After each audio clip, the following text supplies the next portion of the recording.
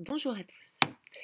Alors aujourd'hui, je voudrais revenir sur un exercice, un petit problème que j'ai fait avec des élèves en aide aux devoirs. On n'avait pas assez de devoirs parce qu'on les avait déjà finis, puis qu'ils viennent beaucoup aux aides aux devoirs, ces élèves-là. Donc du coup, il faut les nourrir à davantage. Alors à propos de nourrir, eh bien, je leur ai ressorti mon problème de cookies, qui n'est pas vraiment un problème dans ma vie, hein, parce que les cookies, je sais très bien quoi en faire. Alors, je vous remontre ce problème que j'avais publié sur le blog. Ce week-end, ma fille a eu envie de faire des cookies et elle en a fait donc beaucoup, parce qu'on avait décidé d'en donner aussi aux voisins.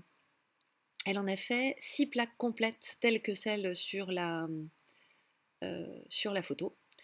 Et puis, en plus, elle a fait une septième plaque, mais sur cette septième plaque était remplie seulement à 80%. La question, c'est donc combien avons-nous fait de cookies en tout?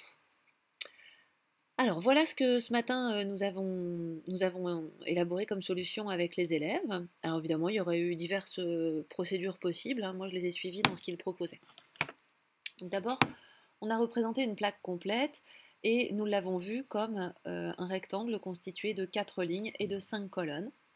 Donc une plaque complète représente 4 x 5, 20 cookies.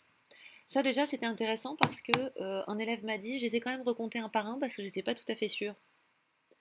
Alors ça déjà c'est intéressant comme remarque parce que, alors peut-être c'est juste un problème d'anxiété, c'est-à-dire qu'il a peur qu'il y ait un piège, mais théoriquement il devrait d'abord savoir que je ne mets pas de piège, ensuite constater que les lignes et les colonnes sont toutes complètes et qu'il y a quand même un quadrillage, donc c'est bien la notion de multiplication qui est derrière. Alors à partir de là, 6 plaques de 20 cookies, bah, ça fait 6 fois 20 cookies, ça fait donc 120 cookies. Donc déjà, quand elle a sorti la sixième plaque et qu'elle l'a vidée sur un beau plat rempli de cookies, ma fille avait fait 120 cookies. Évidemment, dans le problème, ce qui m'intéresse, c'est surtout la suite. Notre septième plaque, elle est remplie à 80%. Alors ce qui est intéressant, c'est qu'ici, il y a beaucoup d'élèves qui m'ont dit 135 cookies ou 134 cookies. Ce sont deux erreurs différentes. 135 cookies, ce sont des élèves qui ont suivi mes conseils. J'arrête pas de leur demander en fait d'estimer, de se projeter dans le résultat, d'avoir une idée globale de ce que ça donne. Et il y a beaucoup d'élèves qui se sont dit, bah en fait, 80% c'est pas très loin de 75%. Et 75% c'est 3 quarts. Donc en fait, la dernière plaque, elle doit être remplie aux 3 quarts en fait d'une plaque complète. Du coup, ces élèves-là, qu'est-ce qu'ils ont fait? Bah, la plupart du temps, en fait, ils se sont dit bah, un quart, deux quarts, trois quarts, quatre quarts. Donc ici, comme on en a 5 là, 3 fois 5, 15. Ils ont rajouté 15 à 120, ils en ont trouvé 135. Et du coup, ils se sont pas dit ah oui, mais moi je voulais pas 75%, je voulais 80%. Cela dit, il y a déjà une bonne démarche là. Moi, c'est vrai que 80%, ça m'intéressait parce que justement, ça se démarque un peu par rapport au multiple de 25% qu'on aborde très régulièrement, qu'on croise souvent. Mais ils auraient pu du coup transposer la méthode ici aux colonnes, puisque le 80% s'appuyait bien sur les colonnes. D'autres élèves ont répondu 134 parce qu'ils ont en fait ici considéré qu'ils coupaient en quarts, et donc ils se sont dit bah il y en a 4 dans un quart, et à partir de là ils ont bidouillé des choses, visiblement pas tout à fait les mêmes les uns que les autres, mais ça leur a donné plutôt 134. Alors comment faire ici? Bon, une bonne solution déjà, c'est de savoir que 20% c'est un cinquième. Si dès le départ vous savez que 20% c'est un cinquième, 80% c'est 4 fois un cinquième et du coup c'est 4 cinquièmes. Or, il y a ici 5 colonnes, donc ça veut dire que la plaque elle était remplie pour 4 des 5 colonnes initiales.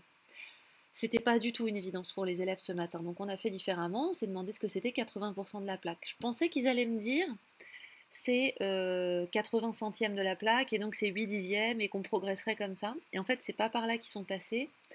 Ils sont passés par ces 4 fois 20%. Voilà, 80% sur l'énonciation, en fait. Ils sont partis là-dessus, c'est 4 fois 20%. Donc j'aurais demandé c'est quoi 20%? Et là, cette fois, ils m'ont dit que c'était 20% de la plaque, donc 2 dixièmes de la plaque, donc 1 cinquième de la plaque. Et du coup, ils m'ont dit ça veut dire que 80% c'est 4 cinquièmes. Et on a regardé dans notre plaque comment faire pour réussir à voir ce que ça pouvait donner 1 cinquième. Et au départ, ils sont partis sur les lignes d'ailleurs. Et il a fallu bien réfléchir au fait que bah, il y avait des colonnes et donc il suffisait de ne pas remplir une des colonnes. Là, j'ai barré la dernière, mais on aurait pu barrer n'importe laquelle pour avoir en fait 4 cinquièmes. Et donc du coup, 4 cinquièmes, ça correspond à 4 colonnes de 4 cookies, donc à 4 fois 4 cookies, donc à 16 cookies. Et ensuite, on a additionné 136 cookies en tout. Je trouve que c'est un bon problème de cycle 3, qui pourrait être abordé à l'école d'ailleurs, parce que 80%, c'est quand même un taux de pourcentage qui n'est pas très compliqué. On aurait pu faire autrement d'ailleurs, j'aurais bien aimé qu'ils passent par là, mais ils ne sont pas partis là, donc je ne les ai pas forcés. 80%, on aurait pu dire que c'est 8 dixièmes, et que vu qu'il y avait au départ 20 cookies sur la plaque, 1 dixième de la plaque c'est 2 cookies. Et donc on aurait trouvé tout de suite nos 16 cookies. C'est pas une solution qui est meilleure que celle que les élèves ont suivie, mais c'est intéressant de pouvoir croiser les regards. Et je pense très très très important de faire travailler les élèves sur des pourcentages assez simples, assez tôt, tout en leur expliquant de diverses façons, parce que c'est quand même surprenant comme, y compris dans des situations simples, des adultes peuvent avoir des difficultés. Et en fait, c'est juste lié à une question d'apprentissage. Et puis, par ailleurs, la notion de pourcentage elle-même, il n'y a qu'à regarder les discussions qu'on a eues sur le blog sur est-ce qu'un pourcentage est un nombre, c'est une notion, un concept qui est en fait aussi extrêmement complexe. Donc voilà, proposons ce genre de problème à nos élèves, à nos enfants et à nous-mêmes et réfléchissons. À bientôt!